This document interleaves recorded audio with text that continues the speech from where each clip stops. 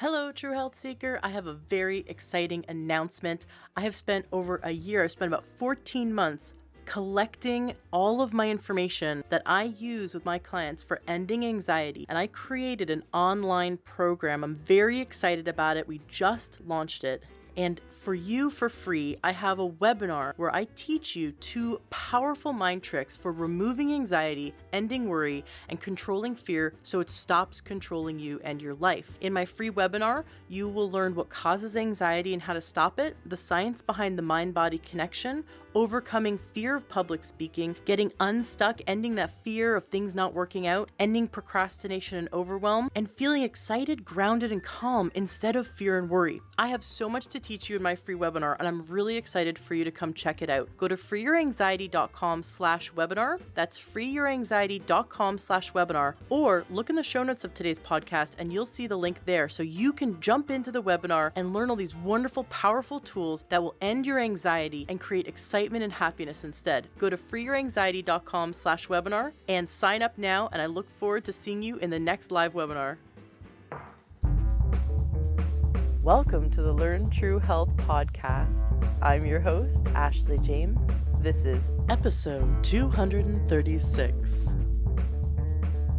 We're going to have a great interview today. I love our guest, Julie Duffy Dillon. I have to say your full name because I love your middle name.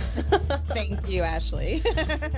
Julie is a registered dietitian and a eating disorder specialist, and she's also the podcast host of Love Food podcast, which is a beautiful podcast, and we're going to talk all about that. Welcome to the show, Julie.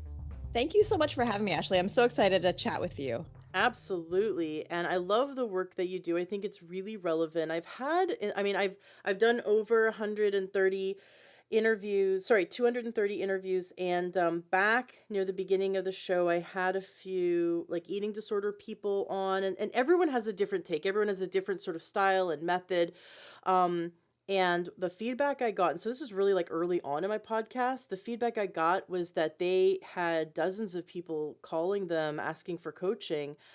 And I was really blown away by the numbers. You see, they say that 5% of the population has an eating disorder, but that it really looks like more like 15% because so many people don't even know they have an eating disorder. And I think the problem today is that they put so many chemicals in the food that we may it triggers us. It stimulates this primal part of us to overeat, and we may end up developing eating disorders out of the stimulus of the sugar. And there's the casein in the milk is known to be an excitotoxin and causes us to be addicted to milk products. Sugar stimulates the same parts of the brain as heroin does, or cocaine. And then you look at the MSG and all the artificial chemicals that trigger us to want to eat. So even if someone doesn't have like an emotional component, they have the physiological component of food addiction. And so I think this number is going up and up and up. That we don't know in today's society how to handle stress. Think about all the shootings. Think about the political climate. We're constantly being triggered by these different emotional triggers of needing to pay our bills, the stress of going to work, the stress of finding good childcare for our children, or finding a good school, or on and on and on. And we don't really have great strategies for dealing with stress. We turn to food a lot for comfort because it's always there for us. And I'm sure you hear this all the time. And then, of course, now we have an obesity epidemic where the average American is a 30% BMI. I mean, that is, we're really, as a nation, overweight, most of us. And we're all, constantly going after diet after diet after diet. And every time the diet fails us, we think we're bad and wrong. So now we're left in this loop, a vicious loop of frustration and just really wanting to get to a place of health, but just feeling like we could just give up and go through McDonald's drive-through, right? Yeah. And what you do, as my understanding, is that you help women pick the pieces of their lives back up when they get to that point, and you help them to clear away all the baggage, clear away all the strategies that no longer serve them, and help them build a new life around food and a relationship around food that is loving, that is healing, that is nurturing, and that supports their body and their health goals without without leading to those old patterns that hurt them.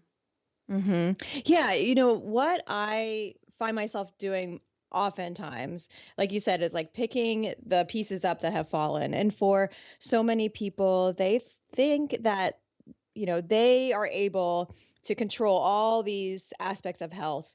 And you bring up some points about body size changing, and the research on that is not necessarily that it's just the food we eat or the way we move our body. There's all these other things. You talk about stress and shootings and oppression and living in poverty.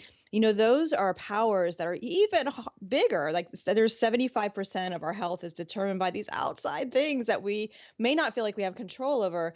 And 25% is the food and how we move our body. And so for so many women, they are stuck in this loop of like, well, I just need to lose weight and then it'll all be fixed. And I just need to follow this sheet of paper.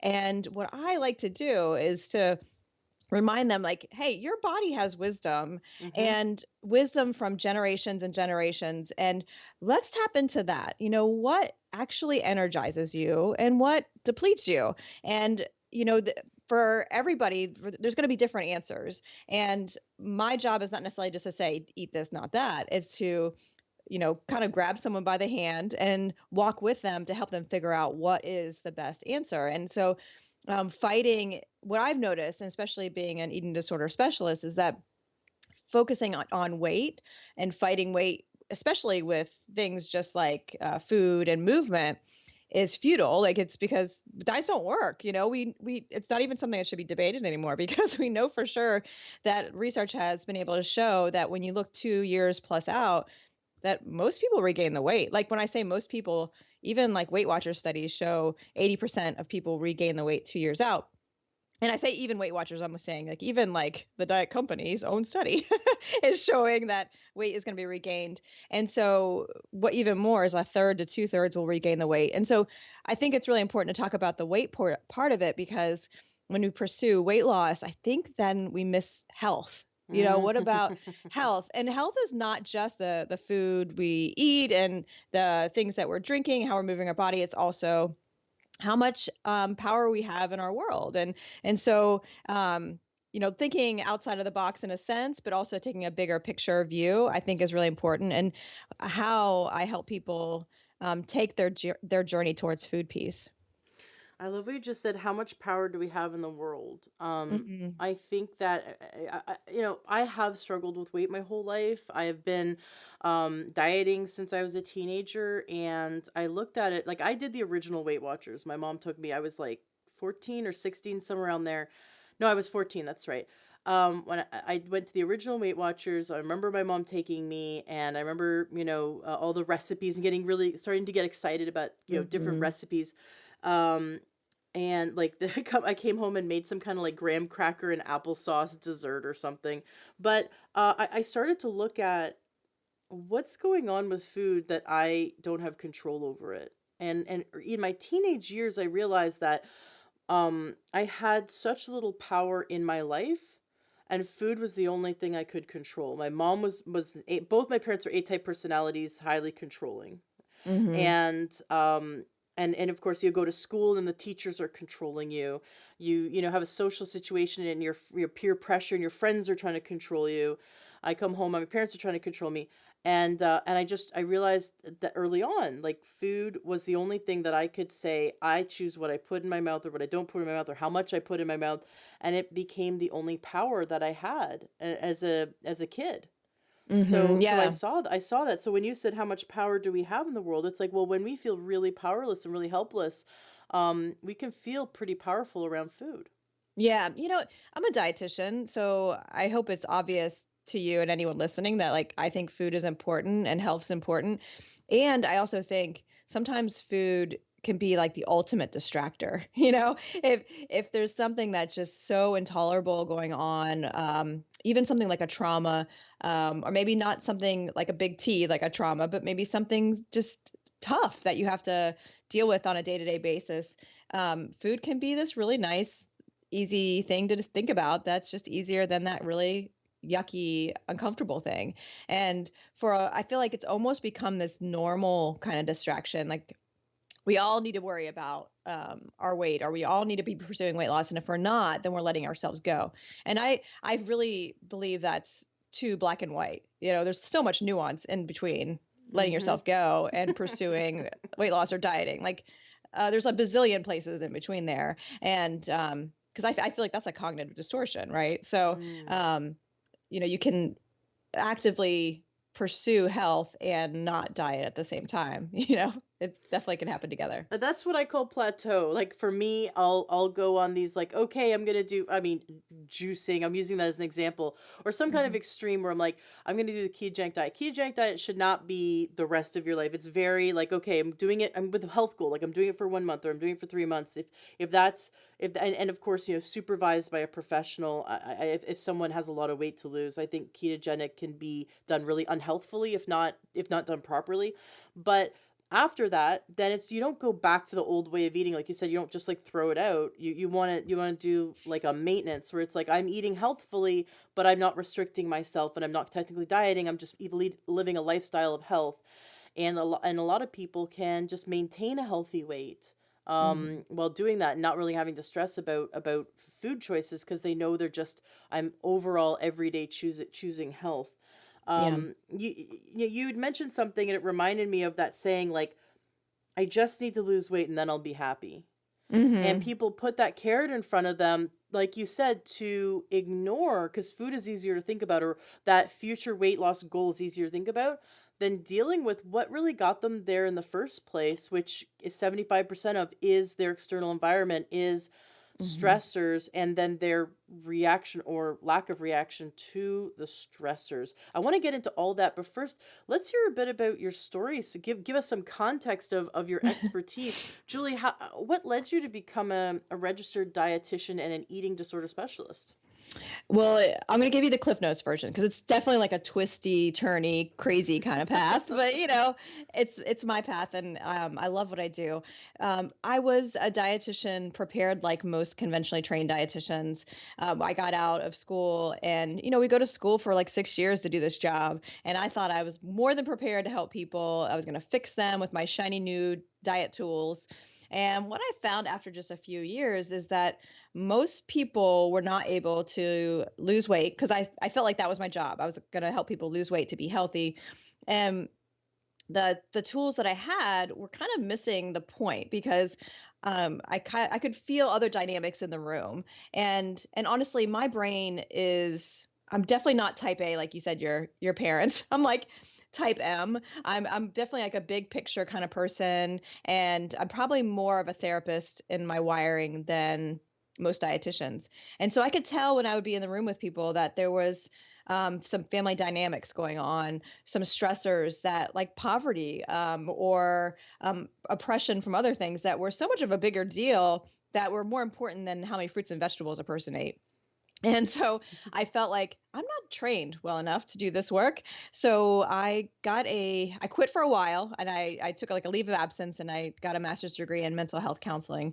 And while I was there, I had access to all the research journals and things for free. When you're in grad school, that's all you basically do is live at the library. And so I started researching diets, and I was like, well, let me find the diets that's going to help people finally be healthy long term. And guess what I found?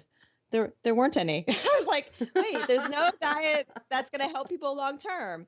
And like there's some that help some people. Like there's always a few people that are helped long term. So I don't want to ever like neglect that. But I came to appreciate in reading literature is that the researchers already knew that diets led to weight regain. It was Hmm. what they were trying to determine is how long it would take for the weight to get regained. And that was the question, is just how long it would take. And then I was finding things like diets predict weight gain. And so then I'm like, well, that means it predicts like weight cycling. And that's when I started really getting into how do eating disorders happen. And I was not someone that was initially really interested in working with kind of like the stereotypical eating disorder, anorexia nervosa, which for anyone listening, that's the kind of like, this is the stereotype. Okay. This is not the actual reality, but like the skinny white girl that's like a teenager who's starving herself. Like I feel like that's like the poster child for eating disorders. Yeah. I, that was not usually, that wasn't my pull. My pull was more for someone who is probably living in a larger body and was doing everything that they were told, but now they're in the throes of these like restrict and binge kind of cycles. And what I was uncovering is that was like weight cycling that started that for so many people. Mm. And then I'm like, well, I don't want to support that. And so it led me down a path of finding different ways to help people. And honestly, in the beginning, I thought I was like the only weird dietitian out there that was against dieting.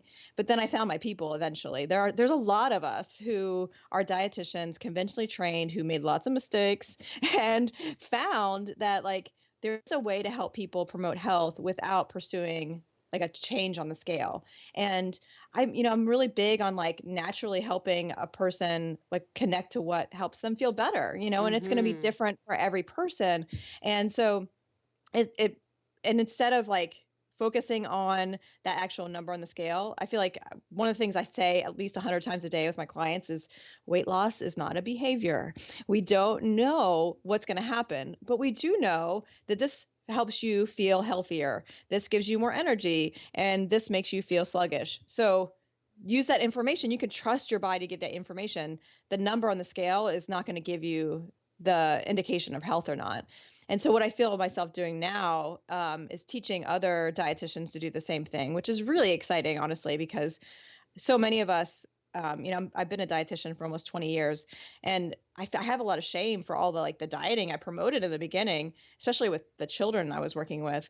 And so now we're able to teach newer health providers to not even do that, so they're not going to harm people like we did. And so what's really cool too is that it's framing it instead of a person really needing to fix their body. It's finding what works for you and then fixing the world's view on bodies. Because I believe we're all good bodies. We all are worthy and we're all important and we all have good bodies and we all deserve like to feel home in our body, right? Mm. We live here, and this is when it can get kind of spiritual and be like, our soul is living in this earth suit, and so we need to take care of it, and we all deserve respect in this earth suit. So yeah, I think that's basically kind of how I got to where I am now, and what my big mission is now too. I love it. So you help people to get to a place where they can eat um, a food that makes them feel energized, that makes them give them mental clarity, that makes them feel so at home and they love the skin they're in.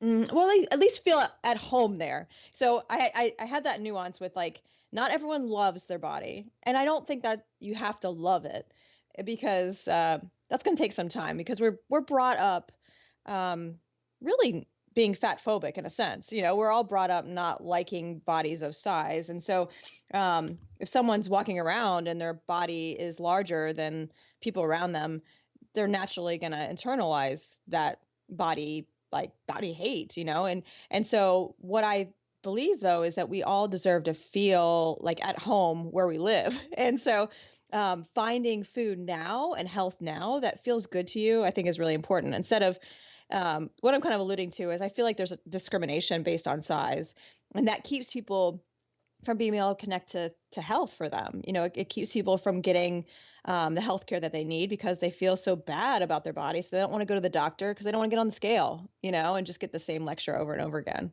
Mm, no kidding. And it's easy to put on the blinders and to ignore, unfortunately, but it's easy to put on the blinders because they're ashamed or afraid, or they just don't want to go there. They don't want to get the bad news from the doctor. Mhm. They just don't want to look at it. It's painful to look at it first. And Mhm. so people just kind of go on ignoring it. Um what I definitely want to get into some steps that we can take to start to break up these old patterns. Um do you want to share some maybe stories of success using your technique so we can begin to really understand its impact? Mhm. Let me think about this. So, Well, one thing I need to just say is, of course, I have like confidentiality. So what I'll do is I'll share some composite, some combinations of people, since I can't give actual people's experiences without their permission. But um, a common group of people that I work with are women affected by polycystic ovarian syndrome, and the groups of people that I work with who seek me out with this condition oftentimes have been told by their doctor or their healthcare provider that they're not trying hard enough Mm, to fight their condition, and all they're being told to do is to cut out certain food groups, to exercise more.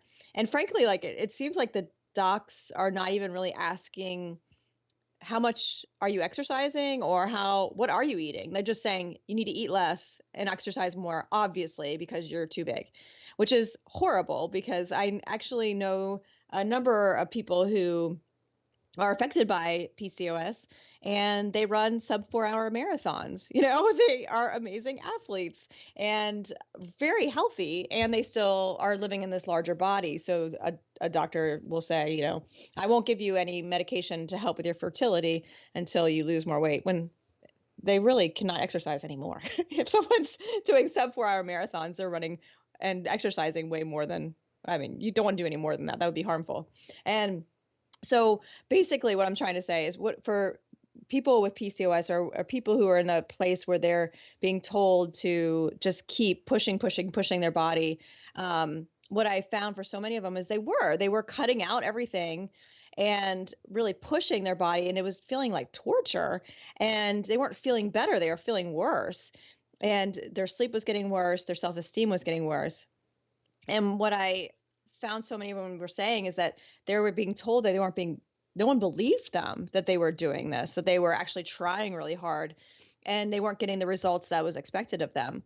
And so with my method, what I do for so many people is I help them to find a place of compassion, first and foremost, for themselves, to be okay with where they are right now, and that I believe you. I feel like that's really important. You have tried really hard, and I don't care. I feel like some robots may get better by doing certain methods, but like I don't think anyone should feel like they're being tortured by food. They shouldn't feel like this horrible physical kind of existence just to change the number on the scale. And so what I also want them to be able to do is to eat enough, like let's eat enough to be a human, to have energy. And what ends up happening for so many is that they start to feel like, oh, I have energy for once. With By not dieting and not restricting mhm. things, I actually have energy. And so many people will say, hey, this is something weird, but I kind of want to move my body. I'm feeling this craving to exercise, but what do I do? And for so long, people just picture going to the gym or going on I don't know, some kind of machine, and because they feel like they have to sweat or something, they have to do something that's going to be hard. And my question is always, what do you want to do? What seems like it would be pleasurable, and really going down that path instead, because I'm all about, let's pick something sustainable for you. And I feel like as humans, we're designed to move. We're a type of organism that's supposed to be moving. And so it's just connecting to, how does your body like to move, instead of, go to the gym, run this amount, or something like that. How do you actually want to move? And so for many people, what ends up happening is they move away from diets slowly, and they start to feed their body enough. And it looks more like self-care. It's like, let me carve out the time that it takes for me to be able to go to the grocery store and get enough food, so I don't have to last minute just go run somewhere really quick and get something. Let me think about actually what I want to eat and what feels good to me, and let me make time for it. And for so many people, that's going to look different based on where they are in life. I'm a mom of two. They're getting older now, so it's a lot easier. But when they were toddlers, oh my goodness, like it was enough just to get like one hand being able to feed myself and the other hand holding the baby. I mean, it's hard. So you also have to be compassionate throughout this process, that it may not always look exactly the way you want it to. But over time, what comes with this kind of method of trying to just think of it through the lens of self-care is also a sense of permission. Maybe there's certain foods that have been off limits, and certainly people who are in a place of eating disorder recovery, or sometimes I even call it like a dieting disorder. They just have dieted their whole life. There may be foods that are off limits. And I think it's important because we live in a world that has lots of different foods for people to not feel like it's immoral, unless they're ethically opposed to maybe eating animals or something like that. That's something I would never want to touch. But like, I don't think it's a moral issue for food. Um, whether we eat something or not, it's not something that is a right or wrong in a sense. And instead, using your body to guide you on what's the best thing for you. And we spend a lot of time on this unconditional permission to eat what you want. And a lot of people who are kind of looking on the outside or coming from the outside looking in often get stuck on that one. Because if I have permission to eat cake all day long, well, then I'm just going to eat cake all day long. And I feel like it's, again, a kind of a cognitive distortion because food habituation research has been able to show us that, when we have permission to eat foods and a variety of foods, that we don't feel that excitement with it. And that's something that's a really Mm. cool part of, especially like you were talking earlier about food addiction and the food addiction research. I'm definitely saying on it, I think it's really important. And some of the newer research is starting to dive into, because they're finally like fine tuning their instruments and like their methods, is they are also making sure they control the variable of permission or food habituation. And that's something that's really interesting. So if someone is a chronic dieter and never has permission to eat chocolate, and then they're around it, their brain is going to light up, like you said, like with like cocaine and stuff like that. And then when someone's a chronic dieter and they work through that and they're in a place of I can have it whenever I want, and they feel that through and through, and there's like they've had some exposure to it, exposure therapy, then it's not as big of a deal. And so I do stay on top of the food addiction research because I do think it's very important. And I also, in this place of as a dietitian and an eating disorder recovery expert, that I need to help people live in this world. Like I want them to be able to go to birthday parties and be able to connect with people and not to avoid places because of food. And so if someone is seeking me out because of their eating, for some people that does not bother them at all, but so they're not seeking me out, But then for people who are finding it's hard to maintain their relationships because of food, I want to help them what we call like nutritionally rehabilitate. And so I can help them with that exposure work in my office so then they can feel safer around all food or at least certain foods so then they can experience life and it doesn't get in the way. Because food is super important, but I don't think it should get in the way of our relationships because I feel like relationships are how we recover. That's how we get through life and what brings us to joy and everything. Um, so yeah, I know I answered your question in a very big way, but When someone is rehabilitated in your office by having like a safe exposure, I mean, we can use chocolate as an example. So they've been avoiding all chocolate for a really long time, and then they get into your office, and what they then eat some chocolate in front of you, and to make sure that they understand that they can eat it in a small quantity without binging. so it depends. Of course, that's like always the answer, right? And actually, it starts before actually even eating it. So what I do is I use kind of like a phobia type scale. So when I was training to become a mental health counselor, I learned about phobias. And if someone has a phobia to like a spider, their therapist and then will rank experiences with a spider on a scale of 1 to 10. And 1 is nothing, like it doesn't feel scary at all. And 10 is like, I'm about ready to have a heart attack. I'm so scared. And so maybe holding a tarantula is a 10, right? Someone's scared of a spider. I would be so scared, by the way. Um, but holding a book that's about spiders that's closed, so you don't see any pictures of the spiders, maybe like a 4. But maybe looking at a picture of a spider is a 5. And then maybe being in the same room as a caged spider that's not venomous is maybe a 6. And you can go on up and we just rank them all. And so with the spider example, what I was trained to do is start with a 6 or a 7 and expose that person to it. And so when someone has that with food, we find out any food that feels terrifying or fearful or gets in the way of the relationships. I mean, and it's not just chocolate. It may be Hershey Kisses, and maybe Kit Kats. We go down to every little brand, every type, and because it's important, because it's part of the habituation is also exposure to every single type. And so let's again with the chocolate and the Hershey Kisses, maybe like having Hershey Kisses at home is something that automatically is associated with I cannot stop eating, and it's going to be binge central. So what I may start doing in the session, of course, the client's always in charge of this, like how fast we go, but the first session may just be having a bag of Hershey Kisses in the room with us, and we may talk about them, but we don't even open them. And then the next session may be opening up the bag and holding one, and that may be it. And then the next step may be smelling it and feeling it. And as you go on, I would help people rank what those would be on that 10-point scale.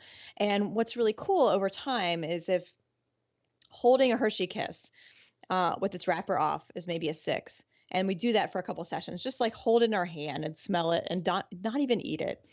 Eventually, that starts to go down on that number scale. So then it becomes a 5 or a 4.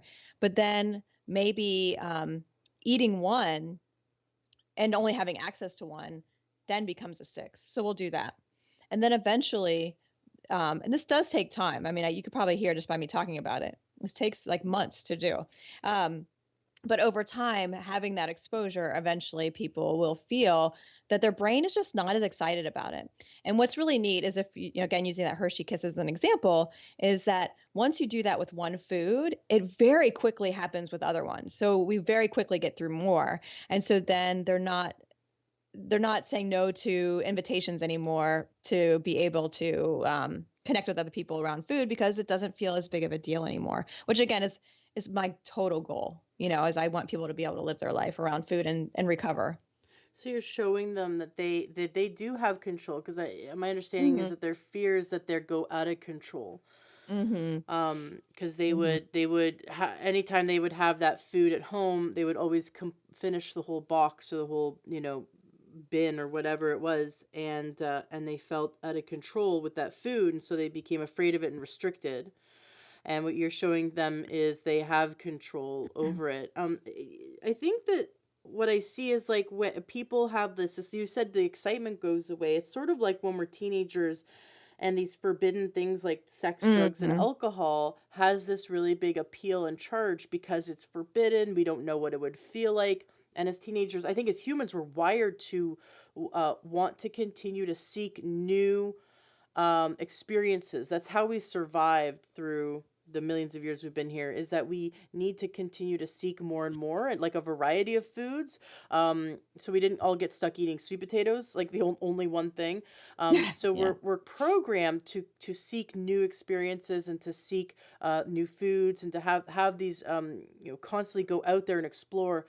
And when some we're held back, like society says, no, you're 15, you can't have drugs, sex, or alcohol yet until you're 21, you can make your own decisions for yourself. um then all of a sudden it becomes this even more appealing, like, ooh, it's shiny and I want it. And so what you're saying is that when we in our mind say, I can't control myself around chocolate, therefore it's forbidden, it becomes really exciting to them, this exciting thing like drugs, sex, and alcohol to teenagers. Is that what you're saying? Yes. Yeah.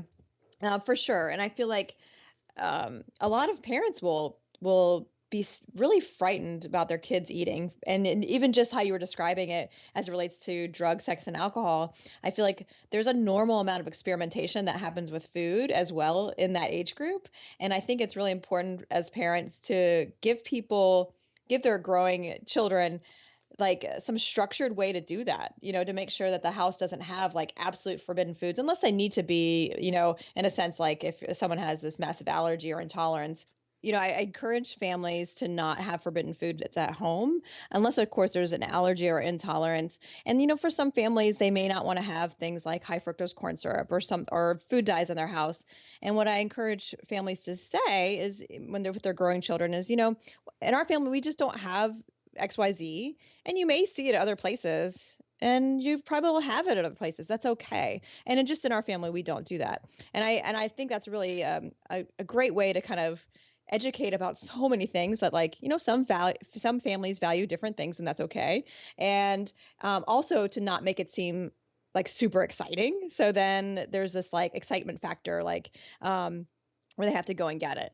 And for me, as an eating disorder specialist, shame is such a big part of eating disorders. And we have to always remember that eating disorders have the highest mortality rate of all mental illness. So they're a really Wow. big deal. And so I want to do everything I can to help prevent them. And shame is such a big part of that. And so if people feel like, oh, this food is forbidden, I shouldn't eat it, whether because their doctor said they need to cut it out because they weigh too much, or because their parents said you should never eat that. That shame for some people who have the genetic predisposition for eating disorders is enough to start expressing that condition. And that's something that I think is important to eliminate. Shame doesn't promote health. That's something in research we've also been able to show, that it just is not a health promoting kind of encourager. Although it's something we often will lean on. I feel like fear and shame are things that in the medical and health field we often will try to grasp on, but it certainly is not something that works to change behavior in the long term. Well, you just described my childhood, so my dad was always overweight and struggling with it, and my mom was always incredibly skinny and healthy. She was a model, and then she got into the clothing business and was a rep for some major clothing lines in Toronto. And I just remember early on, I was always athletic and I was always muscular, and always, I had pictures of me and I was just like flat stomach, right? Like totally skinny Mhm. as a teenager. And then when you hit 14 and you start to gain hips, like you're supposed to, my mom started making me go on diets. And she was Mm. so worried. She was so worried that I would end up like my dad, that she had me go diet after diet after diet, and that's Mhm. like you just described, that set me up for weight gain because it messes your metabolism, and the Yeah. second you start losing weight, then you're going to gain more. So Yeah. I had no idea.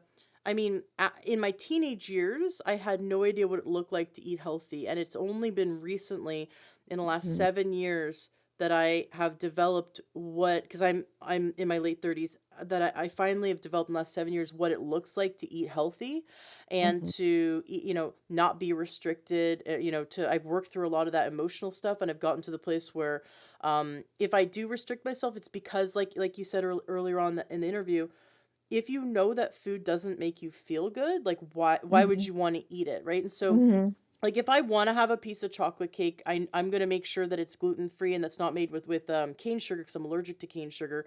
Mhm. And I don't feel good when I eat gluten. I'm gonna make sure it's dairy-free because I really don't feel good when I eat dairy. But Mhm. I'm gonna b bake it myself. It's not like I restrict myself, it's like I look for the Mhm. ingredients, that because I just don't wanna feel Mhm. incredibly sick from food, and I have food allergies or food sensitivities, and just know my body. But I'm not gonna Mhm. say, I can't, "Oh, I can't, control myself," or whatever. And there was a time when I felt like I couldn't control myself around chocolate cake, for example. And but now it's like I've gotten to that place, like you said, where you're not afraid of it. You just make those Mhm. choices. You stop restricting yourself, but you make those choices that you know are going to make you feel really good, and Yeah. or at least don't eat the foods that make you feel bad. Yeah. And if I do, I know the consequences. Like, okay, you know what? Yep. Let's say I have that ice cream, which I wouldn't anymore because it's just like the lactose intolerance is so painful. But if I did, it's like I know the consequences. Like, just like Mhm. drinking. I mean, I don't drink alcohol, and it's just because I just don't like the feeling the next day. I just don't like, even if it's one glass, I just don't like the kind of fogginess that comes over me. I think people who drink wine every day don't realize they're habituated to like that amount of mental fog. Mhm. But once you completely cut out sugar, and cut out, I mean, processed sugar, and cut out alcohol, you feel amazing. And so once you feel amazing, you're like, I don't want to go back to that.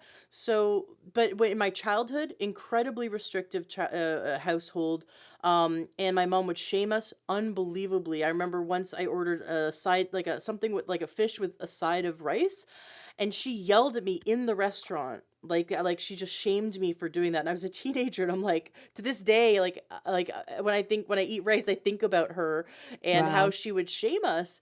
And I look at that now from the standpoint of how do I want to be a mom? Because I Yeah. have a 3-year old. How do I want to raise him so that he is empowered to make really healthy food choices, and I don't like pass on like eating disorders to him because Mhm. my how I don't want to say screwed up my mom was, but how interesting my mother's view on the world was. But Yeah. my reason why I'm sharing what happened with me is that I don't think it's uncommon.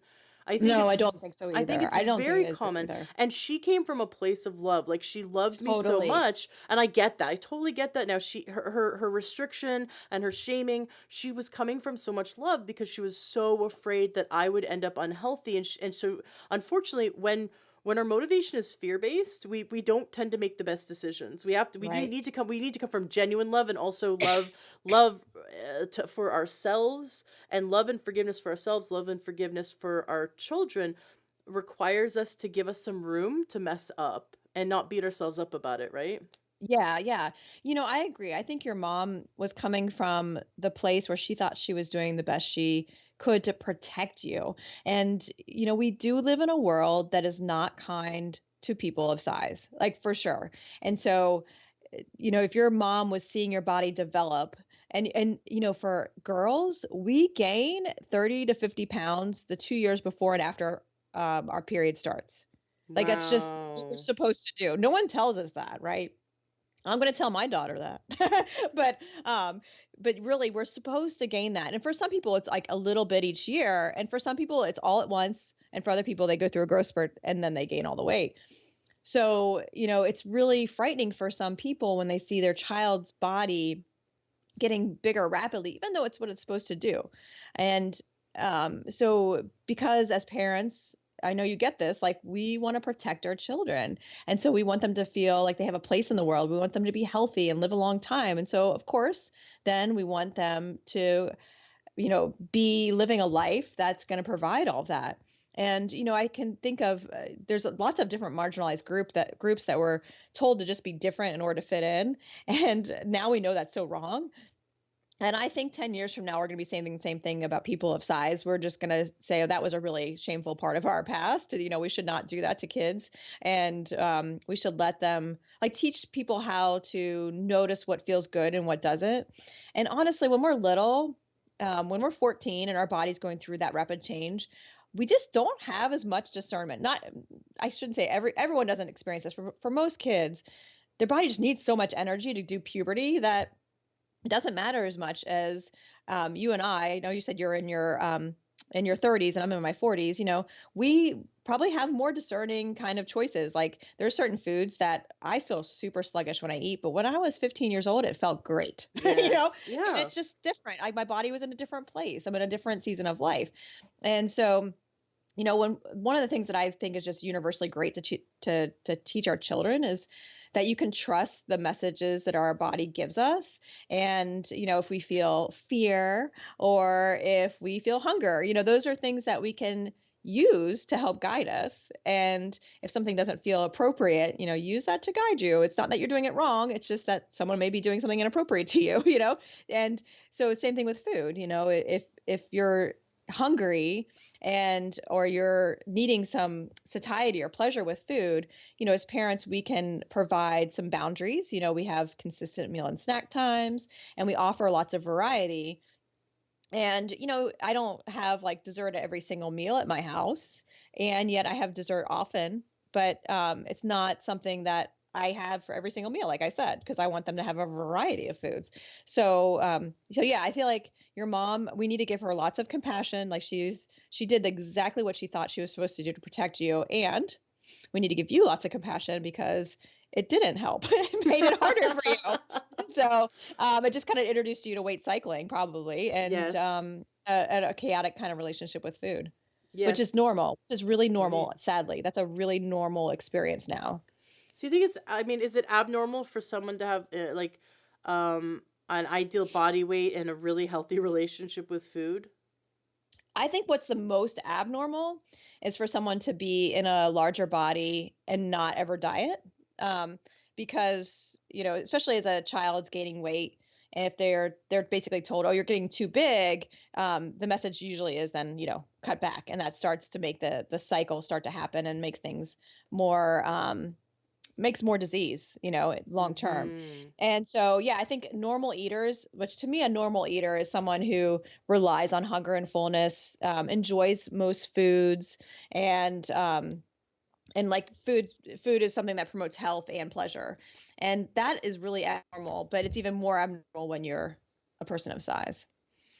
Is that Yeah. because their mechanism, like the leptin, for example, their mechanism for recognizing when they are full is somehow broken? They talk about leptin resistance in those with weight, sort of like insulin resistance, that the hypothalamus, the body's creating more and more and more leptin, but the hypothalamus is not recognizing it. So the hypothalamus keeps telling the body to be hungry because it thinks you're skinny, especially when we diet. The weight loss causes more leptin Hmm. initially, and so you go on these diets where you lose some weight, but then the message to your brain is, oh my gosh, I'm 90 pounds and I'm starving, I need to eat more, because Hmm. the leptin's gone up, and because there's that sort of issue with the leptin resistance. Do you deal with that at all, or do you look at that at all when it comes to those of size being able to trust their hunger and fullness response? I'm so glad you asked this because, something that I think is really important to note is that there's always been people in fat bodies, walking this earth, and there always will be. And I think there always should be. I really believe in size diversity.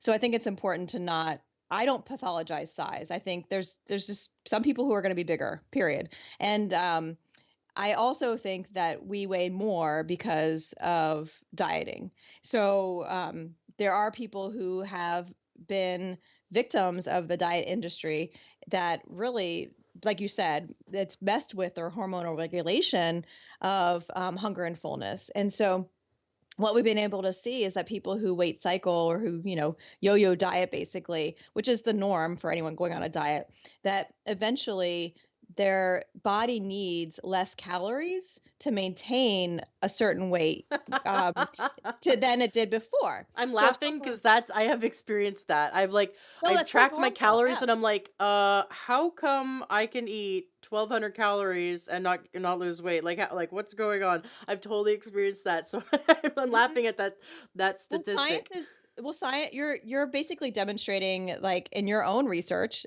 being replicated in large populations now too. And Right, right. and so, how crummy is that? Like, what if we weren't told our bodies were wrong, instead just everyone was taught, "Hey, your body lets you know when you need to eat by this. This is hunger," and I love talking to school age kids about healthy eating. Whenever I'm like working with a Girl Scout troop or in a school or something, they're like, "Oh, you're a dietitian. Can you come talk about healthy eating?" And of course, they're always expecting me to be like, "Eat this, not that." But when I come in, I'm like, I bring in lots of different food that we can just eat and try and decide if we like. And I always bring things that are weird or like not in a typical culture where I am. And so I want it to be something kind of educational in that way and tactile so they can kind of like put their hands on it. But I want to talk about, like, how do you know when to eat? Like, what is hunger for you? And how do you know when to stop eating?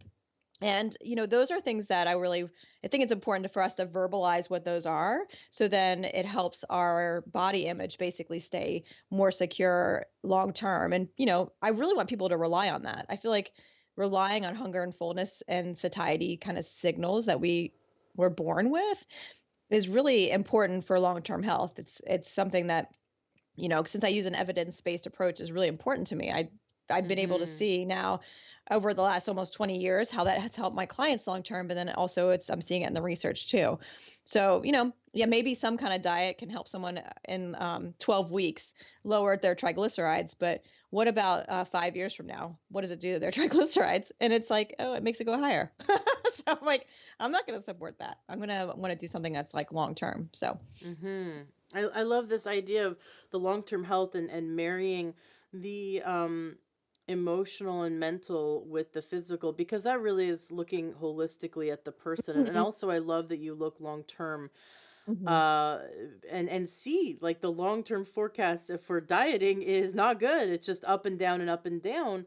And we need to get to a place where like I had mentioned earlier, I say I call it plateauing, right? Where I'm just eating a healthy way and I'm not trying to restrict myself. I don't consider it diet. I consider it, this is how I eat. mhm, I don't measure. I just kind of like what I put on my plate. But what I put on my plate is incredibly healthy food, most of it cooked from scratch at home. So lots of variety of vegetables, sometimes some fruit. Like we do dessert, but our dessert is fruit, and or snacks is fruit or nuts. And so just it's like I just look and I totally do what you say, is that what how you feel. Eat that food and then ask yourself, how do you feel? Like mhm, do a food and mood journal. How do you feel emotionally after eating that? How do you feel physically after eating that? How what's your energy level like the next day, even, because like food will impact us for days after we ate it if it's something that causes inflammation. But if it's a really wonderful healing superfood, like I made my husband a green smoothie this morning. Um and he doesn't he's allergic to eggs, so I can't make him like a typical breakfast, and he's also gone meatless. So I'm like, oh, jeez. yesterday I made him I like scrambled scrambled lentils, and some like really great healing spices, Mhm, herbs, and spinach, and served him up a huge bowl because I'm trying to push more vegetables into him. And he'll eat whatever I put in front of him. So I don't have a mhm. problem there.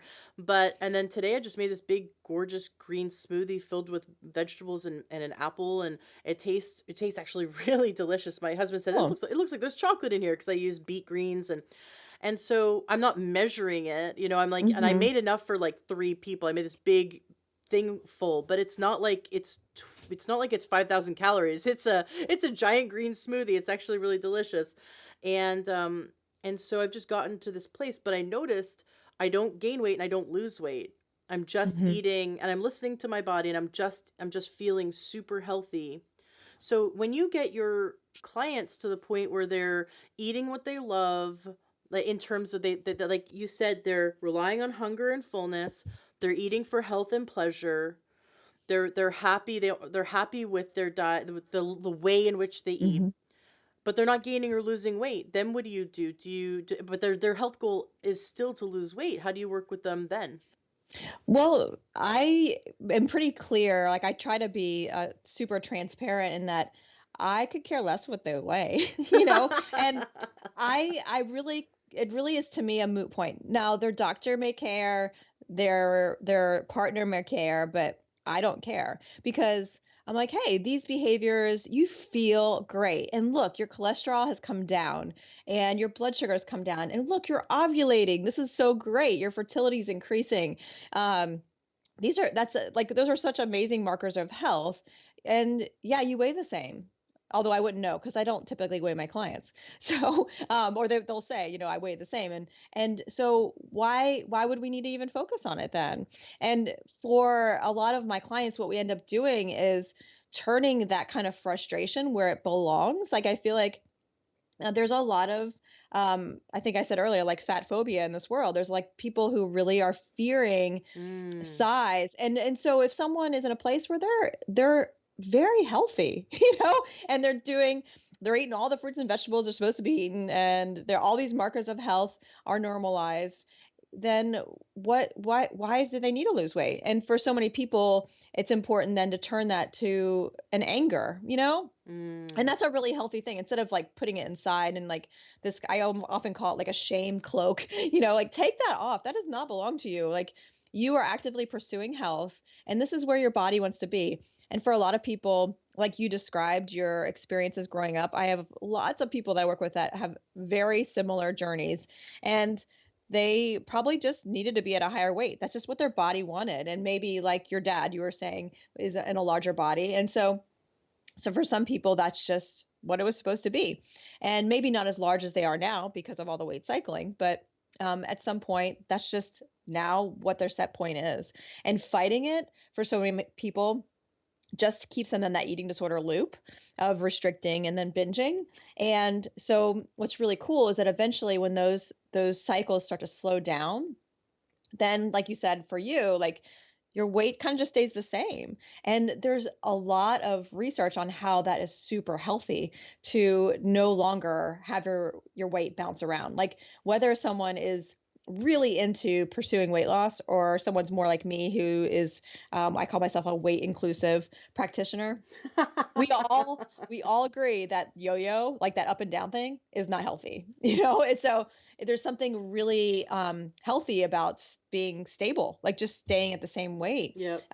It's not as stressful on the body, and so yeah. So if someone's in that place, I I feel like it's not an easy place to be in, and I have to always check my own privileges here because I'm in this very thin, scrawny body. If you line up all the Duffys, we all look the same, And so genetically, I'm naturally just a smaller person, and so I don't know what it's like to live in a larger body. I don't know what it's like to have to like try to get a job or try to get the same kind of respect, but what I do know is that my clients are fighting long-term health by putting that like weight stigma where it needs to be. Like, okay, let's fix the world now. Let me train my doctor to not be so up on me on my weight and more about like, hey, my cholesterol panel is finally normal. Can we like celebrate that? So, Nice. Yeah. you know. Yeah. Mhm. I remember walking into my naturopath. I chose a amazing naturopath for my pregnancy, who she used to, not only is she a naturopath, she was a midwife and she's birthed thousands of babies. She's been practicing for over 40 years. She used to be the dean of Bastyr University, which is the Mhm. naturopathic college here. And the first words out of her mouth was, I don't care how much you weigh. Weight has nothing to do with a healthy pregnancy. And that, Mhm. because I guess she just knew like that's the first question out of someone who is in a larger body and about to, and have just conceived a child is, is that concern. And she's like, I don't care what your weight is. I mean, she'd care if I was underweight, but Mhm. she Mhm. absolutely said an overweight woman, it has nothing to do with the health of a pregnancy. She wants to look at the blood work. And Yeah. she looked at Yeah. my blood work and she says, your blood work is perfect. And I know it is because I've last 7 years, I've done a lot of work to get here. And my Mhm. blood work was perfect. My pregnancy was amazing. The OB at the very end was concerned. And so she decided to have the heart rate monitor hooked up the whole time during labor. And every nurse, because I was in labor for like 2 days, and every nurse came in and tore off the little piece of paper and said, this is textbook. Like I had 12 nurses say, this is textbook. They could not believe, they've never seen a healthier labor. My son's heartbeat never went like never altered. It was Yeah. perfect. It was textbook perfect. My heart rate was textbook perfect. Everything was totally fine. The entire labor was totally fine. The baby was totally healthy. He's still very healthy. Knock on wood. We're all healthy, and I just happened to have extra weight on me, right? So, Mhm. and I've been told by several, because I see naturopaths instead of MDs, and Mhm. what I like also about naturopaths is I find they don't do body shaming, and all of them have said to me, Yes. I want to see your blood work, and I want to make sure like your heart, your blood pressure's under control. I want to make sure your blood work is healthy. That's more important. We'll look at that first. And yes, of course, like more weight on the body does come with health challenges. It's going to put wear and tear on the joints. It does lead to hormonal imbalance, because adipose tissue creates, especially around the midsection, creates um the estrogen uh dominance, right? And often can also promote insulin resistance. So it's not like it's perfect. Like someone can be as healthy as their ideal body weight, but the dieting also wasn't working either, right? Yeah, And I the think that's an important place to really be and to recognize. And I gotta say, I love midwives for what you just said. I think they're comfortable with meeting people where they are, mhm and mhm instead of just being all textbooky about stuff, they're like they're working with humans, instead of like these right. robots and regulations and recommendations. They're like, I'm going to help you to have a healthy pregnancy and an experience that you want. however you want that to be. I love the midwives that I work with my daughters, and and my pregnancy with her. And I find that typical OBGYNs, and if anyone's listening is an OBGYN that's not like this, I love you, but they just are not as comfortable with that kind of approach. And the thing that is really important too when we talk about size and the physical of size, like the health concerns with size. Um, I think a lot of us can get hung up on if someone is in a very large body, 400, 500, 600 pounds, and comparing that to someone who's in a 200-pound body. And that's not the same. Like, I feel like for those of us who are like me and practice from this weight inclusive kind of approach, we're not really necessarily talking about, oh, no matter what a person's body weight is, they're healthy. It's just that everyone deserves respect. And we also know that, like you said, like diets don't work. So even if a person's going to be healthier, being at a lower weight, we don't have a method that doesn't have risk. We don't have a method Mhm. that works for most people. And for the majority of people of size, they're not really at as much risk because I think there's been manipulation with like diet industry to Mm. make us all freak out about 10 or 20 extra pounds when it's really not as concerning, especially as we get older. And you brought up things like joints, something that I tell my clients who are in larger bodies to say to their practitioners, if their practitioners like, well, I think you need a knee replacement, but I think you need to lose weight. Excuse me, I think you need to lose weight first. I'm like, well, ask them what they say to their clients that are smaller. So if someone is in a smaller body and they have bad knees, because there are people in small bodies who have bad knees too, they probably send them to a physical therapist and try to figure out a way to, strengthen the ligaments around it or something, or they get a knee replacement. And so I think it's important to challenge those things too, because especially as and I'm speaking for my clients in recovery from an eating disorder, however their body weight settles, in order for them to maintain a recovery, it's really important for them to not diet again. Because whenever a person diets while they're in recovery, they're pretty much going to relapse. And again, Mm. highest mortality of any mental illness. So we need to prevent relapse at all costs. And so if they have bad knees and the doctor says you need to lose weight in order to get a knee replacement, well, that's setting that client up to really be in a really horrible place, and to potentially it could be fatal because it could go down the path again of relapsing their eating disorder. So again, Why yeah. does I don't fully understand why are eating disorders, why is there a high mortality rate? Is it suicide? So no, there's a suicide is a component for some people, and that's why some people die from it. But there's a medical risks associated with it too. And what they've been able to find in research is it's not just anorexia nervosa, but they've kind of changed over the years how they diagnose eating disorders. But they used to have this one condition called eating disorders not otherwise specified, which was supposed to be for people who didn't fit anorexia, bulimia. They didn't even have binge eating disorder as an official diagnosis, but if they couldn't fit there, they put them in this EDNOS category. What ended up happening is that most people didn't fit in those like anorexia, bulimia, or binge eating disorder. They just fit in the EDNOS. And so those are people who were restricting to the point where they had anorexia nervosa, but they weren't skinny enough to be like diagnosed with it. Or they had any other eating disorders, but just wasn't as frequent as the diagnosis required. And what they found in researching this EDNOS condition, which the majority of people were in, is that the mortality rate was highest in that group. And when you compared it to like schizophrenia or bipolar disorder, depression, the mortality rate, combining whether it's suicide or a medical condition, led to the highest mortality rate. So was it because they were like, what were they dying of? Was it like heart attacks and diet It's hard to complications due to know. Yeah. diabetes or We used to always think that because for a lot of people the way they die is they die in their sleep. And so for many years I remember just being told, well, their heart just stopped. I can remember there's been clients of mine who have passed away from their eating disorder, and that's what we were always told. And it's really hard to figure out why people die from their eating disorder if it is something like that. And what we've been able to find now, there's actually facilities that specialize in helping people with nutritional rehabilitation. This is kind of out of the scope probably of our conversation, but when people go to get treatment for their eating disorder, they can get treatment on an outpatient level That's the type I do, where they just meet with me once a week and a team, other people on their team. But then some people need to get treatment in like a residential facility, and they're there for 3 to 6 months. Well, there are some people whose eating disorder has compromised them medically, that they're not safe to be in a facility. So they need to go to this special facility just for people who are medically so compromised that if they start eating food, like their body would shut down. Oh my And so, gosh. yeah, it's called refeeding syndrome, and it happens, and so usually people need about 2 weeks of medical monitoring to prevent refeeding syndrome, and then they can go and get treatment.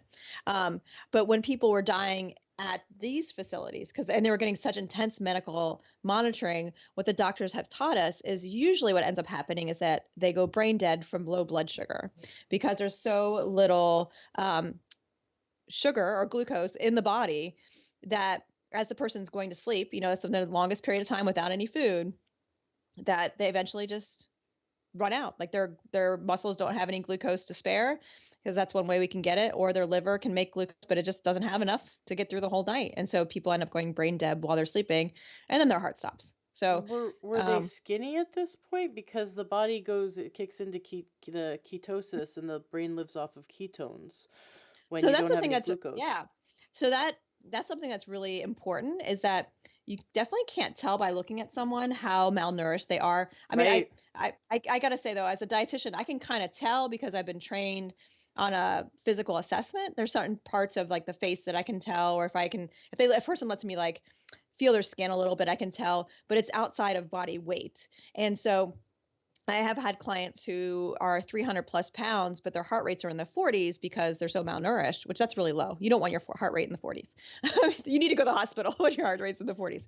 And so yeah, so it's outside of size. It's just someone has not eaten enough. It doesn't matter what weight they're at. So, yeah. Right, right. It's nutrient deficiency is it's a growing concern. I mean, even for Hmm. those who eat, it's there's Hmm. not enough minerals in our soil the way we've been farming the last 100 years, and especially the farming practices with the pesticides, and then people aren't, even if they are getting, enough, even if they're eating organic, for example, we're not eating the 8 cups of vegetables a day. Most of us aren't.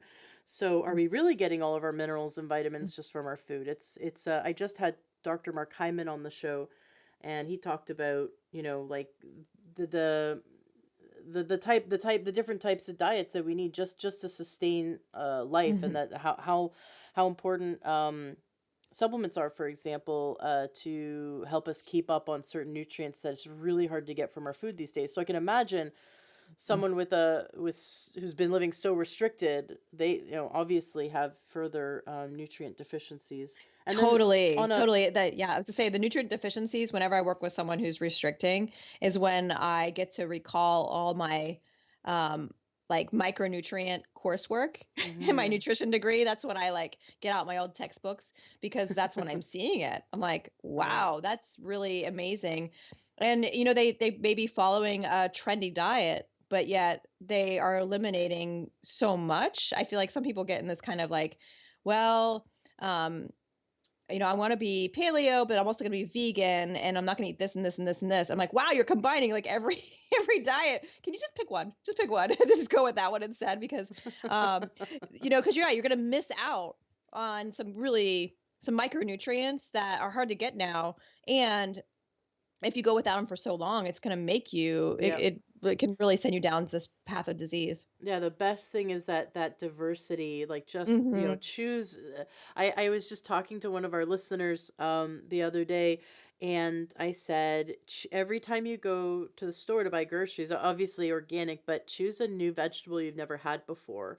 And Hmm. especially like introducing vegetables to children. I read this great article that talked about how it can take up to 7 times just exposing the child to that vegetable before they're even willing to try it. And so don't go Yeah. throw your hands up in the air because your kid rejected asparagus the first time. Go, oh, he doesn't eat asparagus, I'm never serving it to him again. It's that, like, just the exposure, have it on the table, day after day after day after day, put it on some on his plate, just day after day after day. And I've seen this with my son is he'll eventually eat it, and we don't make a big Mhm. we don't put emotion into it, we don't shame him, we Right. don't bribe him, we don't guilt him. There's no emotion. Of course, when he does eat it, we give him a high five because we're like, yay, positive reinforcement. Yay, Yeah. carrots are yummy, but he was the That's cool. baby. You're changing the cycle. That's Yeah, awesome. that's what I'm being as conscious of it as I can Mhm. because I'm happy that I had the childhood I had because it Mhm. allows me to be a better person and grow from it, right? We have to grow from our past. So I'm thankful for what I went through and all the lessons. I'm thankful for the lessons. But yeah, my son was the type of kid that would like eat raw kale right out of the grocery bag. So I was like Mhm. that would really motivated me to like, okay, I'm gonna keep seeing how many vegetables I can get into him. And it's not always easy. I just don't want him to turn out to be one of those kids that only eats hot dogs and macaroni and cheese. Yeah. I used to Yeah. babysit when I was a teenager, and I'm like, there's an entire family of children that would only eat hot dogs and macaroni and cheese. And I thought to myself, like, this is the world's like craziest thing, but it turns out that a lot of families are like that, and the Mhm. moms just kind of give up because their kids will only eat, like they keep saying, I only want this food, I only want this food, and they'll keep rejecting it. But it takes repetition. So go Tons of Yeah, repetition, tons of repetition. tons. So but oh, and Mhm. choose a new vegetable. So every week choose one you've never cooked before. Like mustard greens are Mhm. fantastic and delicious, and there's so many ways to make them really yummy. I would never have chosen mustard greens had I not started this fun game called choose a new vegetable. Yeah. It um makes food exciting yeah. instead of like a pressure. It's like and it gives the people permission to not like it. I think that's really important, and especially for kids. And you said 7. I've read sometimes it takes 20 to 30 to exposures for a kid, especially from like a developmental point of view. And when kids are between the ages of like 2 and I think 6, they're in a place of like neophobia. And it's basically Mm. something from like our cavemen days, when toddlers ate something on the ground that was bitter, it was usually poison and they died. So that there's like this evolution that, you don't eat things randomly that you don't know what they are. But now it makes for kids to be picky, but that's normal. That's neophobia. But when kids are in that age group, and a lot of families, like you said, they'll be like, well, I guess they don't like asparagus. I'm never going to bring that home again.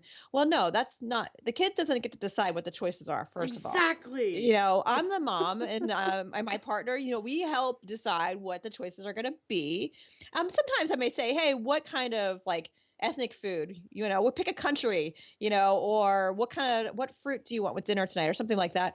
But I get to decide the choices and when we're going to have them, and then they get to decide if they're going to how much they're going to eat, if at all.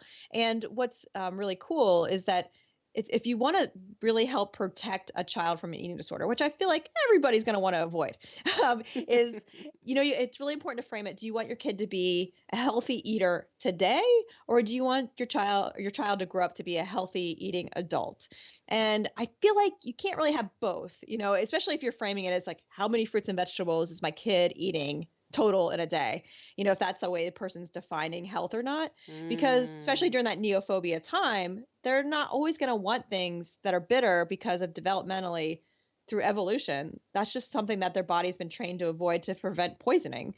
And so, what I think is really important, like you said, like just exposing them, like mustard greens are something that we have in our house. And so, by them seeing it with their eyes, smelling it, seeing you cook it, and enjoying it, having as much as you want, that's something that in their brain is becoming normal. And so when they're 20 at college, that's going to be a normal thing to include in their meal. And that's what you want. You want them to grow up to have like variety and pleasure with all the food, and not like, oh God, now that I'm out of my mom's house where she makes me eat mustard greens, I now can eat all the Twinkies I want. No, you want to avoid that, right? Because then if you did force your kid to eat, a certain thing when they're kids, it may make them healthy as a kid, but then when they go to college, they're going to be sitting on my couch talking about how they feel so much shame because all they want to eat is Twinkies. So yeah. What So other strategies? I love that you go to schools and you teach children how to have a healthy relationship with food. Can you teach us some more strategies for the parents listening to how we could act around food and how we can model healthy behaviors with food for our children? Yeah, so I think sometimes people want kids to know what's healthy and not healthy. And I think there's some things where, like, if someone has a nut allergy or something, they need to know that's not healthy for them. But really, kids and the way they learn nutrition is really interesting. We know through developmental theories from like Piaget and other different, like, okay, other therapists basically that I have learned about that when the beginning, when we're younger, we're concrete thinkers. We're not able to make abstract kind of connections. And nutrition and like teaching healthy eating is a very abstract, kind of formal operational type of way of thinking. And so when a person is trying to teach moderation or healthy eating to a kid through words, it's not going to, they may be able to like say back what we want them to say, like, oh, we need to eat so many fruits and vegetables in a day, or we need to limit this or eat more of that, but their brain is not going to get it on the same level as you and I will as a grown up. And the best way to teach it is really just exposure. Like, I think gardens are like the best thing to have in school systems. So kids can learn where food comes from, that it's not instantaneous, and they can learn about agriculture and they can get their hands dirty and they can see how it grows. And then they could grow their own food and taste it. And it's like, an ownership part of the process. And instead of just saying, hey, don't eat too much of this or cut out that, I rather people just have this kind of hands-on way of teaching nutrition. So with parenting and like teaching nutrition, I think one of the best things is to like model healthy behavior. And for so many of us grown-ups, we may have a negative relationship with our body. And I really encourage parents and caregivers or teachers to not talk about bodies, unless it is something that's neutral or positive. And so if someone has a negative body image, try to just keep that inside, or go to your therapist and talk to your therapist about it, not around impressionable kids. Because the thing that ends up happening, especially since you and I are mothers, if we're talking about our negative reactions to our body, our children think we're beautiful, like they love us. And so, and a lot of times, they look like us. And so they think we're beautiful and they look like us, but we hate how we look, and so it teaches this negative body image that I think could end up being lifelong, that I really think we can switch that to if we model even just not talking about bodies. I teach my kids like nobody appreciates hearing how their body looks. Like if they like point out someone's body, I'm like, no one appreciates hearing how their body looks. Let's just not talk about that. Do you have any exercises that you could leave us with? Anything that we could do today to start to see a shift, to start to, open our awareness? hmm I think it's really important for people to know their history with food and their family's history with food. I am half Irish and half Polish, and I have these wonderful memories of my grandmother making. Oh gosh, I can't even remember the name of the food now, but it's some Polish food, and Pierogies? when not pierogies. I love pierogies, but a different one, cabbage with meat inside. What is that called? I don't Oh, know. oh, cabbage rolls. Was that just cabbage rolls? There's no like fancy Polish name Well, for it. maybe there is. My grandma was Polish, so I grew Mhm. up on cabbage rolls and pierogies and Yes. rice pudding and like dill in my chicken soup and Gosh, I love dill. oh, Yes. yeah, right? Uh, and so I think it's important to know where we come from, um and like how sometimes eating is not just about hunger and fullness or eat this, not that, but it's also a connection to our lineage. It's a connection to our culture. And my grandmother, she passed away in the last year. And I remember when the last I don't know, the last 10 years, whenever I'd see her, she would break those cabbage rolls out and I was going to eat it whether I was hungry or not. Cause I'm like, this is good. And also like, I don't have forever with her and for her to Mm. make these. Um, and so I think that's a really good thing to just consider is what is your connection with food in your family? And then what are the food rules that you've been taught? And which and some of those rules, like you were describing your the food rules you were taught from your mom about how to like experience your body and experience food, some of those may not serve you. And I feel like a lot of people are surprised how much those are still relevant to them, even though they don't want them to be.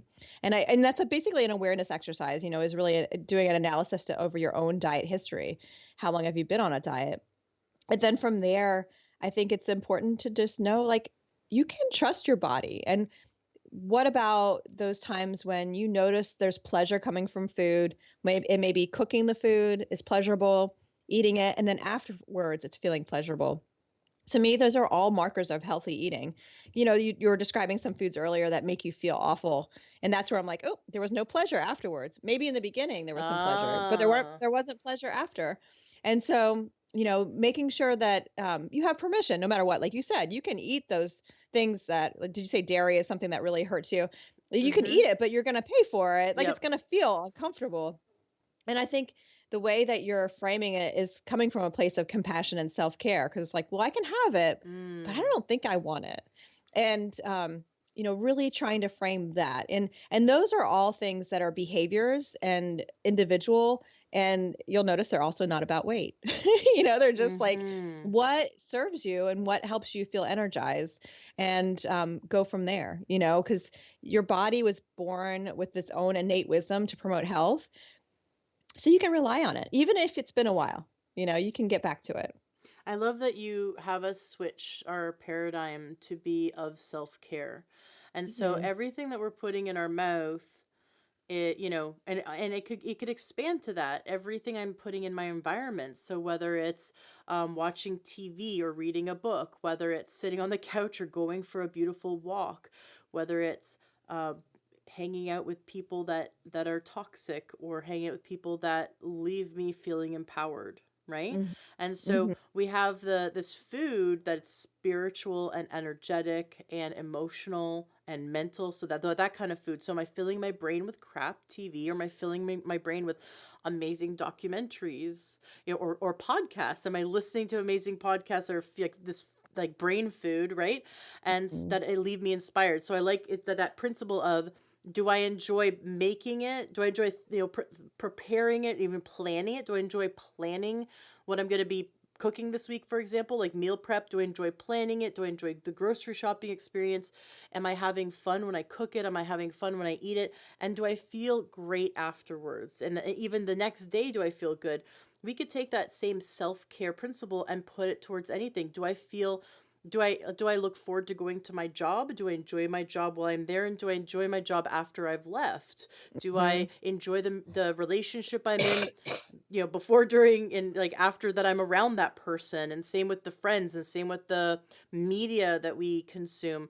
Um, and do where I live, and my community, so we can kind of look at, or my church, or my school, or whatever you choose to put yourself in. You could look at it from a self-care standpoint. Is this for my highest and best interests? And am I really, is this really the best thing for me on an emotional, mental, physical, spiritual, and energetic level?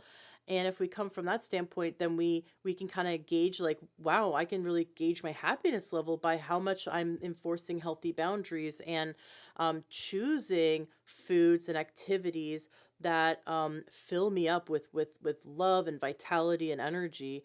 Mhm. And that empowers us. I think most diets disempower us and leave us feeling Totally. guilty and shameful and stuff from the past. Do you know who Joshua Rosenthal is? I don't. Okay, I guess so I should, huh? yeah, I think so. And you could probably get him on your show, but Joshua Rosenthal is the creator of the Institute for Integrative Nutrition, which is the world's Okay. largest, I know that place. yeah, Yeah. health coaching certification course institute. And he started out as a mental health counselor in Toronto. And Mhm. he was really, I mean, he's sort of ahead of his time, because I think he had like in the 80s, had an organic vegetarian restaurant in Toronto, like on Yonge Street. And Mm. so that was like, or it was like the late 80s, early 90s, but that was like really progressive, because now we're Right. seeing organic restaurants show up. But what he saw in his practice was, because he was getting more and more into food as health, as medicine. And so he went solely into helping people, like with their marriages and with their healing their childhood, or whatever they were coming to him for. But then he started to help them with their diet, and he realized that he got incredible results that, like, on average, if he helped them establish a healthy relationship with food and with eating healthy food, not dieting, but Mhm. having eating healthy food, that their progress with him around um whatever they came to him for, whether it was emotional or mental stuff that they wanted to resolve or heal or, gain a foothold on, that they got towards their results faster. And that's Totally. what led him Yes. to eventually open up the Institute for Integrative Nutrition in New York City, because he wanted to train people how to be health coaches. But health coaching is not just showing people like how much kale they should eat. It's very little of it is actually how much kale Mhm. you should eat, and it's all about helping people to create a balance in their life. And so it's sort of like this combination of food coaching but life coaching together.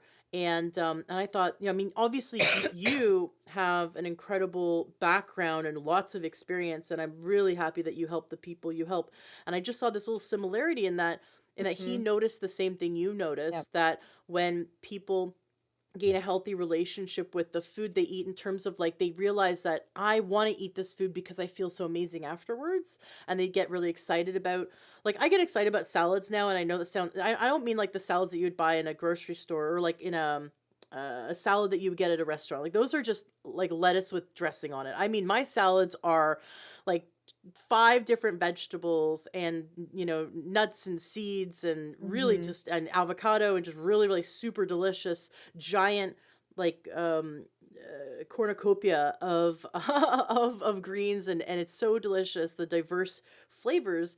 It's not something boring like what you think of a salad. But I really got really excited about salads when I realized that 45 minutes or 2 hours later I felt amazing. I was like Yeah. better than that morning coffee. And so Yeah. so when you have that relationship, and I love that you teach that relationship, like instead of thinking about I can't have it, I want it, I can't have it, I want it, and Mhm. that weird part of our brain, like I don't know what that is, but that weird part of our brain, maybe it's like the chimp brain, way back there in the amygdala, but that little tickle we get when it's something forbidden and we really want Yep. it. um we this step away from that toxic relationship, and we move towards what you create with your clients, which is um nurturing and self-love. And that Mhm. just seems like really we're all of a sudden taking ourselves, and we're raising ourselves.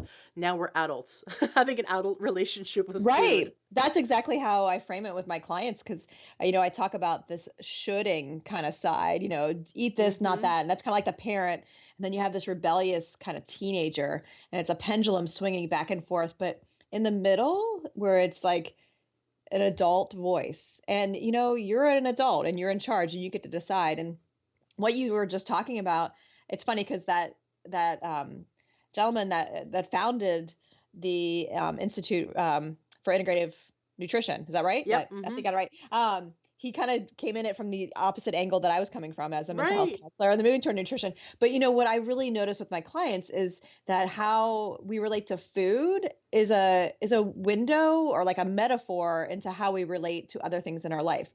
And so when we work on our self-care with food and we have healthy boundaries, whether it's like, you know what, I actually need to stop and carve out time in my schedule I'm just thinking about me personally as a mother to have lunch. Like I need to have a warm meal that satisfies me and I need to make sure I like carve that out. I don't need to just provide for everybody else. And how that's like setting a boundary. And it's such a Mhm. wonderful self-care. And so what I noticed is kind of the same how you were saying too with this guy, that when people set the boundaries with food, it does end up replicating in their life. Then there's healthy boundaries with relationships and with Mm. work and work-life balance and things like that. So that's something that's really cool. And so if people come to me in a place that feels really chaotic, they often say they're at diet rock bottom. And they often are feeling a similar kind of vibe with their work or their relationships. And what's cool is when they do find a way to have some firm footing towards food piece, often those other pieces start to work out too, because it is this like really cool mirror image to how we relate to other things in life. I love it. I love it. It's so cool. Well, we could just talk forever about this. It's been such a pleasure having you on the show. I want to let the listeners know about your podcast, Love Food Podcast, um, because your message is beautiful and you empower women. And of course, men can listen too, but I know that you predominantly have women come to you. Do you think it's because this problem isn't in men, or do you think men are not, it's more of a shame point for so shameful that they're not willing to go and seek experts? Like, why Yeah. is it that more women come to you? No, men definitely experience this. Like I have lots of male clients in my office, and no, I think there's lots of extra layers of shame Hmm. for men to experience this girl food problem.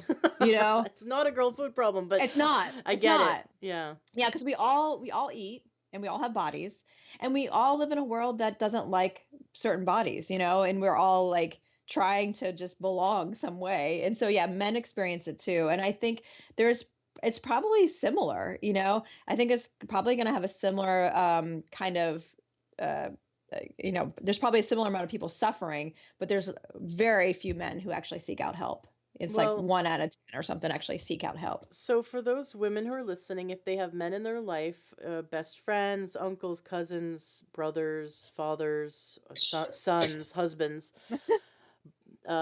coworkers that may have this issue, lovingly share this episode with them, and let them know that this is not a woman's issue, and that there are people like Julie who can absolutely help them to be empowered, and Mhm. that's where we want everyone to be, is be empowered and healthy, and and feel happy in their body. Like, maybe, like, you don't have to completely love that you're a little bit overweight, like you said, but Mhm. definitely we can shift that relationship so that you're not constantly feeling shame and guilt and everything that's not serving you. That is just not serving you, No. because Yeah. that in of itself is triggering the stress response, which is triggering cortisol, which then holds on to weight, and that's just like this cycle, right? So the mind Mhm. body connection, where the more guilt and shame you're focusing on, the more messages you're sending to your body to basically create stress hormones, which hold on to the weight. So Absolutely. we've got to, Absolutely. we can't guilt and shame ourselves to lose weight permanently. That's it doesn't work.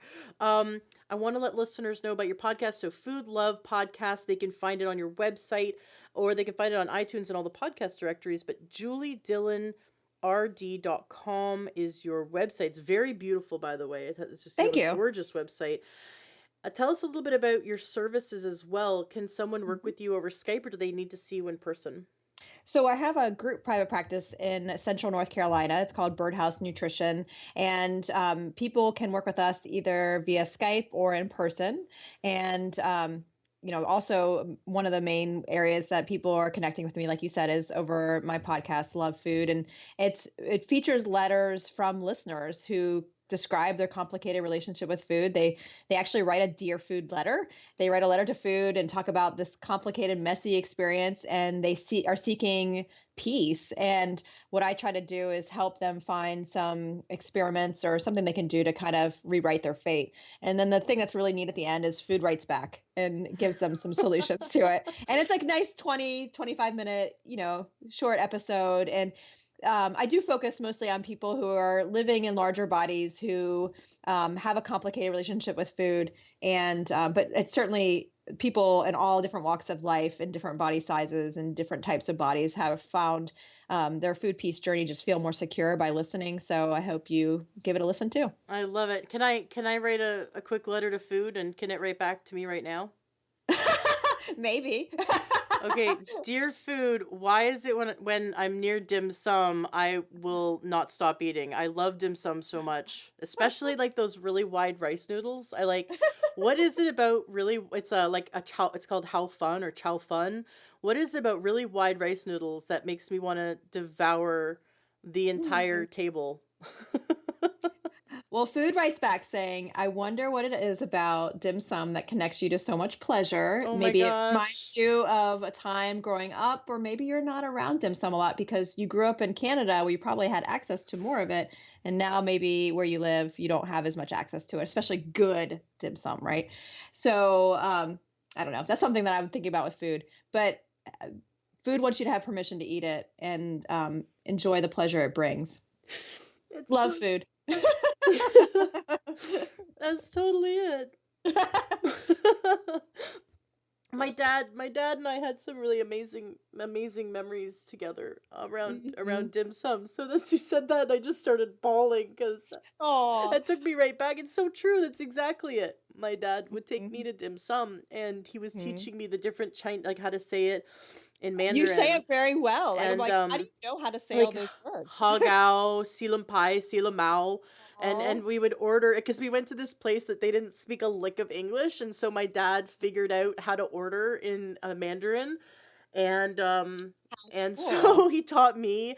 We would just go to these places, and they would all look at us. They would, we'd be the only Caucasians in like 200 or 300 people, this giant ballroom of dim sum, and he would have to like wave them down because they were kind of worried about coming over to us because they're like, these are white, what do these white people know about our food? Dim sum. And Yeah. then we would start being like hugao hugao, and they'd be like, oh, hugao's over here, okay.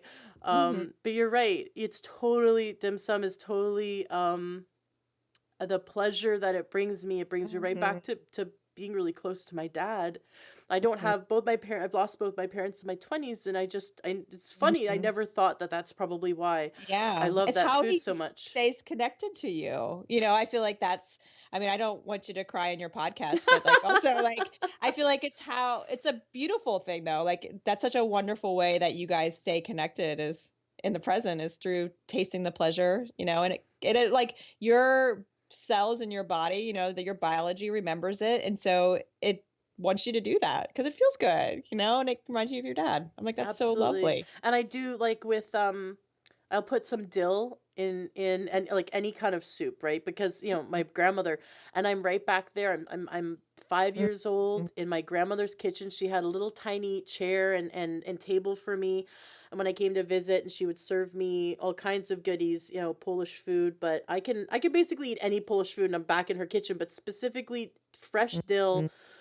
and I'm right back there. And it's a for me, I do that when I add dill to something when I want to emotionally connect with my grandmother. And so you're Mhm. right. And there's like certain foods that remind me of being with my mom. It's usually something fresh, like grapefruits or Mhm. papaya, because she's such a health nut. Yeah. But yeah, You know what's that's something that, would bring lots of pleasure, I bet? what. Is teach your son about dim sum. Like that teach him all the things and, like, connect with him about it or about the Polish food. Like, that's where you'll really see it. Like, it'll serve you in so many ways, you know? So instead of like for the listeners, instead of being afraid of foods, like look into Mhm. the emotional component and go, we can celebrate that. We don't need to be afraid that we're going to overeat it, or to the point of restricting it. But if we understand the emotional component Mhm. behind it, then we can honor it, and then we can Mhm. choose to eat it responsibly, so that we feel good, right? Because it's coming back to that self-care. So as long as we still feel really good, because I notice that, like, I love dim sum, but I get like brain fog the next day after eating it, and it's Mhm. probably because there's probably some trace gluten or whatever's in it. Mhm. And that's the thing. I'm willing to Yes. I'm like, okay, Yeah. you know what, like I enjoyed it, and I'm willing to do it once in a blue moon because it's Mhm. fun, and I'm going to do it in a way that's responsible. Mhm. But I'm not going to abuse it, because I'm coming from what you say, which is come from that place of self-love. So I want the listener, I want them to walk away with this message that we can honor ourselves through food, and we can use food as self-love. Does that make for Mhm. emotional and physical? Does that make sense? Oh, yeah. Yeah, definitely. Awesome. Well, thank you. Thank you for making me cry. That was great. Well, I'm glad that dim sum, it has that kind of connection, and it's a pleasure talking to you and hearing about your relationship with food. I feel honored to talk to you about it and that you trusted me with your listeners. So thank you. Absolutely. And I hope the listeners got a lot as much out of this interview as I did. I'm really excited to have them listen, and Any of the listeners, if you have questions, if you want to talk about this episode, of course, you can always go to our Facebook group, which is learntruehealth.com/group, or just search Learn True Health in Facebook. Join our group. We love to have discussions, talking about the different episodes we've done. And also I will usually post in advance when we have a guest, so that people can ask questions of that guest if they want to. So that's always available to them. Julie, it has been such a pleasure having you on the show. The links to everything Julie does is going to be in the show notes of today's podcast at learntruehealth.com, so listeners can go check out your services. I would love to have you back on the show if you have any, new insights. I know you stay with your ears to the ground looking at all the latest research, and so I'd love for you to come back. If you ever have new findings or develop new techniques that you find really work, you are welcome back. Oh, thanks, Ashley. You rock. Thanks. I want to tell you about something I really believe in, which is nutrition. On my show, I get to talk to specialists throughout the entire health universe: chiropractors, herbalists, naturopaths, mental and emotional health coaches, and licensed healthcare providers. Amazing pieces to the puzzle we call health. All of these, of course, are supposing that you're actually eating. We, we eat to get all the raw building blocks our body requires. And that's where the problem starts. There's no more food in our food, right? I think everyone knows about the deficiencies in our soil that our food is grown in. Those deficiencies are passed down to us unless we can supplement. Which brings me to takeyoursupplements.com. These people work with my go-to doctor, my go-to naturopath, for all my supplements.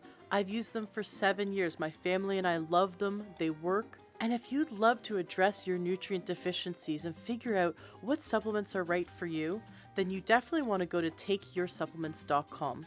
You put in your information, and within 24 hours, one of their health coaches contact you, and for free, will talk with you and figure out exactly what supplements are best for you, the highest quality for the lowest price that fit into your budget and address your nutrient needs. They're amazing coaches. I've known them for years. I love them. They're wonderful people. They have a huge heart, and they really want to help you to dial in your supplements and your diet and your lifestyle to achieve your health goals. So go to takeyoursupplements.com and put in your information now. That's takeyoursupplements.com. You will be very happy you did. Hello, true health seeker. Have you ever thought about becoming a health coach? Do you love learning about nutrition and how we can shift our lifestyle and our diet so that we can gain optimal health and happiness and longevity? Do you love helping your friends and family to solve their health problems and to figure out what they can do to eat healthier? Are you interested in becoming someone who can grow their own business, support people in their success? Do you love helping people? You might be the perfect candidate to become a health coach. I highly recommend checking out the Institute for Integrative Nutrition. I just spent the last year in their health coaching certification program, and it really blew me away. It was so amazing. I learned over 100 dietary theories. I learned all about nutrition, but from a standpoint of how we can help people to shift their life and shift their lifestyle to gain true holistic health. I definitely recommend you check them out. You can Google Institute for Integrative Nutrition, or IIN, and give them a call, or you can go to learntruehealth.com/coach, and you can receive a free module of their training to check it out and see if it's something that you'd be interested in. Be sure to mention my name, Ashley James, and the Learn True Health podcast, because I made a deal with them that they will give you the best price possible. I highly recommend checking it out. It really changed my life to be in their program, and I'm such a big advocate that I wanted to spread this information. We need more health coaches. In fact, health coaching is the largest growing career right now in the health field. So many health coaches are getting in and helping people because you can work in chiropractic offices, doctors' offices, you can work in hospitals, you can work online through Skype and help people around the world. You can become an author. You can go into the school system and help your local schools shift their programs to help children be healthier. You can go into senior centers and help them to shift their diet and lifestyle to best support them in their success and their health goals. There's so many different available options for you when you become a certified health coach. So check out IAN, check out the Institute for Integrative Nutrition. Mention my name, get the best deal. Give them a call and they'll give you lots of free information and help you to see if this is the right move for you. Classes are starting soon. The next round of classes are starting at the end of the month. So you're going to want to call them now and check it out. And if you know anyone in your life who would be an amazing coach, please tell them about it. Being a health coach is so rewarding and you get to help so many people. Have a fantastic day and enjoy this amazing interview.